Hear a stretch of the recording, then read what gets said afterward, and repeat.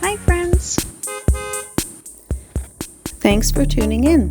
If you like this video, please give it a like, comment below, and take a moment to subscribe to our channel. Lac-des-Ecorces is a peaceful and beautiful town located in Quebec's Laurentian region.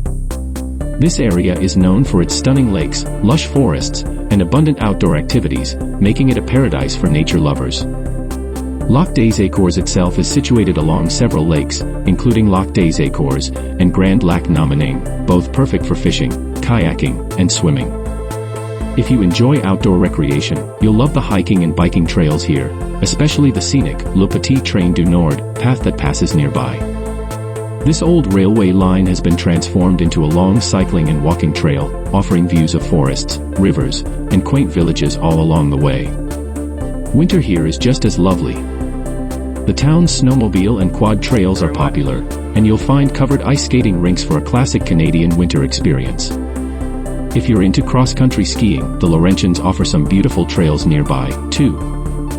Lac-des-Ecorces is a charming spot to experience the natural beauty of Quebec and get a taste of the region's history and local culture. Whether you're here to relax by the lake or explore the outdoors, this town has something special to offer everyone.